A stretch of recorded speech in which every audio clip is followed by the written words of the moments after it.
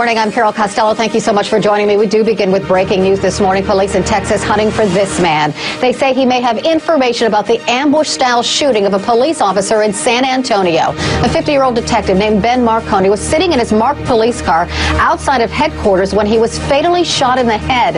This attack, one of 4 officer shootings in 3 states, all happening within 24 hours. CNN's Polo Sandoval is covering this from outside the San Antonio Police Department. Good morning. Hey, Carol, good morning. There seems to be 2 prevailing questions here in South Texas, and that is, why was Detective Marconi targeted and by whom? Meanwhile, there is this overwhelming sense of grief, not just in this community, but in several others across the country. 4 separate shootings targeting police officers across the country. Unfortunately, like Dallas, like Baton Rouge, it's happened here. A massive manhunt in Texas for a man suspected of killing a San Antonio officer. Around 11:45 a.m., Detective Benjamin Marconi was shot and killed while sitting in his squad car.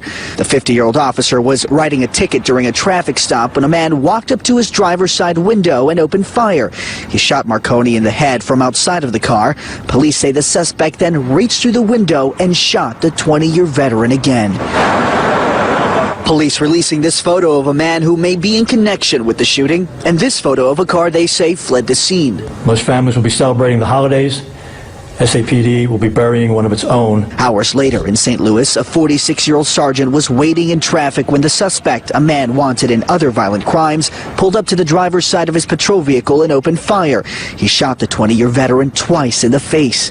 The officer says he saw the muzzle flashes and felt the glass breaking in his window as the shots came through, struck him in the head. The suspect, apparently worried about being identified, now dead after a shootout with officers overnight. No other officers were injured. We were tracking him. We came to this neighborhood. We found him. He shot at police officers again. Police officers returned fire. Another officer shot in Missouri late Sunday night in a traffic stop in Gladstone. That's near Kansas City. And in Florida, a suspect already in custody after police say Officer Jared Ciccone was shot while conducting a routine traffic stop in Sanibel. According to police, Ciccone was on the side of the road when a suspect drove by and started shooting. Ciccone was injured, but has since been released from the hospital. And back out live outside San Antonio Police Headquarters, where, Carol, we have seen this makeshift memorial continue to grow. Members of the community, even law enforcement officers themselves, coming out here, lighting a candle, leaving some flowers or balloons behind. That sign of support for not just Detective Marconi's family, but the rest of his brothers and sisters in uniform. One thing that is clearly going to be helping investigators, Carol, the shooting happened outside police headquarters, a place that is highly watched. There are cameras almost on every corner, so investigators pouring over that footage right now. And lastly, Carol, there doesn't seem to be any direct link between this shooting and some of the other shootings across the country, as according to investigators. All right, Polo Sandoval reporting live for us this morning. Thank you. On to politics now. The Trump National Golf Club hosted a sort of speed dating for cabinet positions. One by one, a slew of candidates met with Donald Trump. But Trump's advisor and former campaign manager says don't put too much stock in who you see and don't see at that transition headquarters. There's a long short list for each of these positions. I mean, he's also met with Senator Bob Corker from Tennessee, who's rumored to be on the list for Secretary of State. There are others, obviously, who are qualified. But again, let's go back to my previous comment, which is not everyone who consults with the president-elect and comes to meet with him, Chris, is going to be in his cabinet or in his federal government. CNN's Jason Carroll outside Trump Tower in New York with more. Good morning. And good morning, Carol. Kellyanne Conway called it a long, short list of candidates that Trump will be looking at. Adding to that long list, we've just found out that Congresswoman Tulsi Gabbard will be meeting with Trump today. She is a Democrat from Hawaii and a former combat veteran, so she is now on that very long, short list. Also on that list, former Texas Governor Rick Perry. He will be meeting with Trump here today as well, possibly for a position as Department of Energy. You remember back in 2011, that was a department that Perry said he would eliminate potentially if he became president, now up for consideration. President-elect Donald Trump interviewing potential cabinet picks, but has not yet made a decision on who will be Secretary of State. Well, we've made a couple of deals, but we'll let you know soon.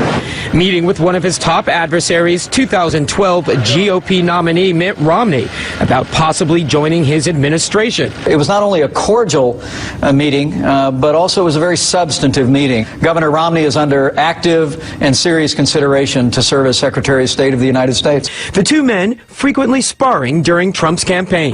Donald Trump is a phony. Romney choked like a dog. He choked.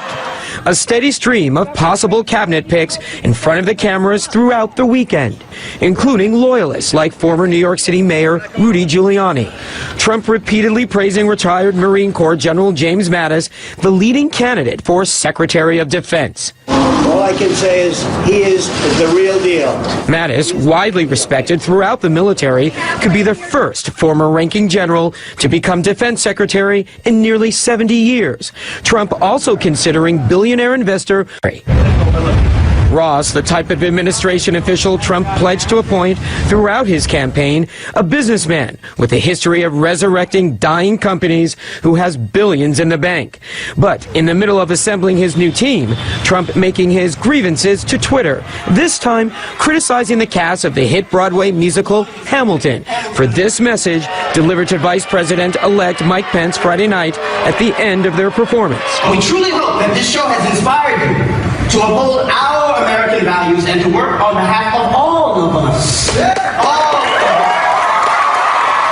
In a series of tweets, Trump says Mike Pence was harassed and that the cast was very rude. Trump insisting they should apologize for their, quote, terrible behavior. I wasn't offended by what was said. I'll leave to others whether that was the appropriate venue to say it. But Trump would not let it go.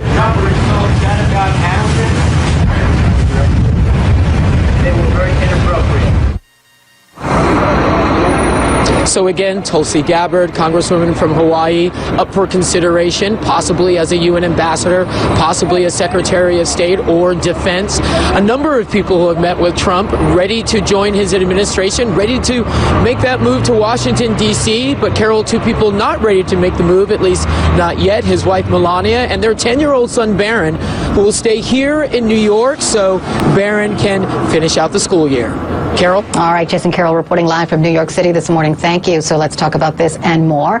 I'm joined by the director of the University of Virginia Center for Politics, Larry Sabato. Time Magazine contributor Jay Newton-Small also joins me, and she's also the Woodrow Wilson. She's also with the Woodrow Wilson Center for Distinguished Fellows and an author of The End of Greatness. Oh my goodness, I'm getting this all messed up. Aaron David Miller, you are the author of The End of Greatness. Thanks to all of you for joining me this morning. So, Larry, before we do this deep dive into Trump's cabinet, let's talk about President Obama, because over the weekend, President Obama refused to say that he would follow tradition and stay quiet as the new president leads, saying, quote, if I think that it's necessary or helpful for me to defend those American ideals, then I'll examine it when it comes. So, Larry, we know President Obama will be living in D.C. for a time after he leaves the White House. So what might this be like? Honestly, Carol, despite that comment, I doubt President Obama speaks up very much, at least in the beginning of the Trump administration.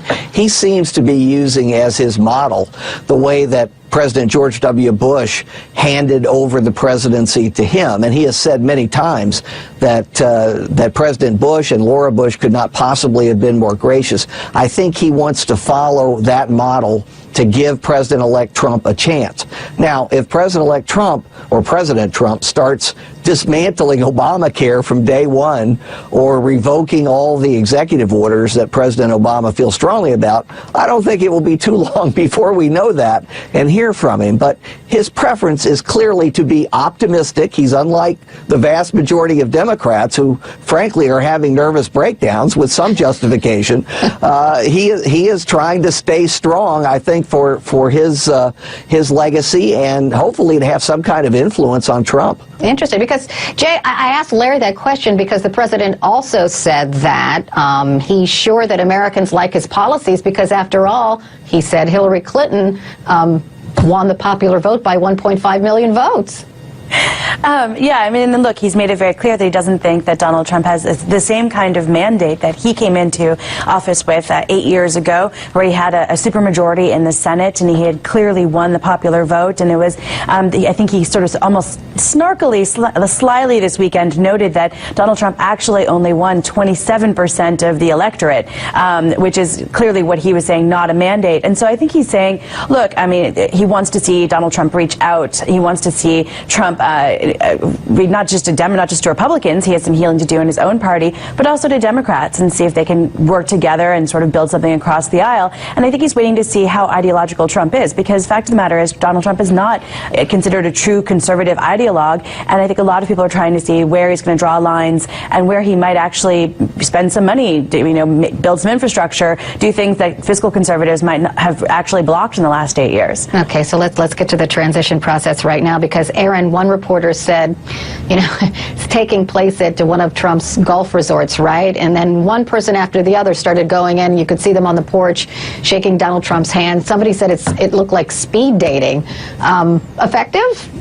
Well, to paraphrase Dorothy in The Wizard of Oz, I think it's quite clear we really aren't in Kansas anymore. And whether the realities of campaigning will reconcile the realities of governing remains to be seen. But most of this appointment process is handled quietly and very carefully and very discreetly. I think this was meant to send a signal, as are some of the appointments, that in fact this administration is to some degree breaking with past precedent. Even though, Carol, many of at least some of the appointees, certainly on the national security side, Mike Flynn and Mike Pompeo, all have conventional, all well within the parameters, backgrounds. Head of the Defense Intelligence Agency, head of CENTCOM. Pompeo is Harvard-educated lawyer, head of the Harvard Law Review. The real question to me, I think, is how do you reconcile the notion of campaign statements with the cruel and unforgiving realities of governance? And it may well be that Larry's comment on President Obama is right, that he's waiting to see to what degree this administration can find a way forward once and it's a positive sign, right, to sort of try to heal the wounds throughout the country. Mike Pence called the meeting between Trump and Romney warm and substantive, right? Of course, on Saturday Night Live, they saw the meeting as something different. Let's watch that. Mitt Romney is here. Really? Okay, send him in, please. Yeah. Yeah.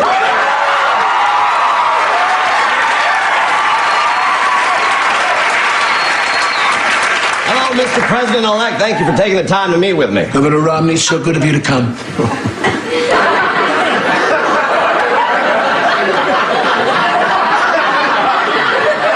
This isn't going to work, is it? I don't think so. Great, okay. I think so. I'm going to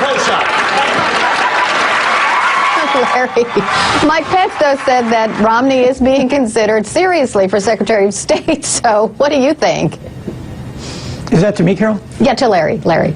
Oh, to Larry. Oh, well, look, it's a good sign. At least they're talking. Now, some people would say that's hypocritical. I would say that's politics. You want politics to be politicians to be able to bury the hatchet and not just in each other's backs. You want them to go forward and to try to work together, and Mitt Romney would be a more soothing choice. He would definitely give people some confidence in the administration's foreign policy. The other people, and I agree with what Aaron has said, but the other people are also interpreted as hardliners. And while Romney is certainly conservative in foreign policy, he's also mainstream. So somebody else that might bridge the gap is General Mattis, right? Because a lot of people within the military really like him. A lot of Republicans in the Never Trump camp really like him. And he is being considered for Secretary of Defense. So, Jay, a good choice? Yeah, I mean, Mad Dog Mattis certainly is somebody who is popular and can also bridge. And I think that's really what Trump is looking for as much as possible, is other people besides himself who can bridge this divide between this very angry Republican base who wants to see a lot of change, wants to see rapid change in government, and the Republican establishment. And you saw that with his first appointments with Reince Priebus and Steve Bannon. Reince is very much an established Republican. Steve Bannon is going to represent that base. Then he's going to be kind of of the custodian of Donald Trump's reelect to keep that base engaged and active and advocating on behalf of the president, while Reince is going to have to govern and figure out what to do with the Republicans in Congress, and really make something work for the president. Okay, some of the other people seen going in and out of Trump's golf resort over the weekend, Aaron, were Rudy Giuliani, Chris Christie, and Ari Emanuel. Ari Emanuel is Trump's talent agency for The Celebrity Apprentice. And you heard what Kellyanne Conway says. Not everyone walking through that door is going to be considered for any position within the White House, but it was kind of strange, right, Aaron? I mean, the whole process, I think, is a bit strange. But then again, I think in many respects we're in terra incognita, and certainly on the national security side, in a world that we've never inhabited. Well, let me just make one additional point. I know Washington is fixated on the notion that personnel is policy. And while who a president appoints is critically important on the national security side, no doubt about it, the reality is there are two other factors that need to be taken into account. Number one, what does the president want? And second, what will the world allow on the national security side the president to do? And when it comes to these appointments, particularly Secretary of State, it is critically important, having worked for half a dozen, that one of the key elements of success is that relationship with the president.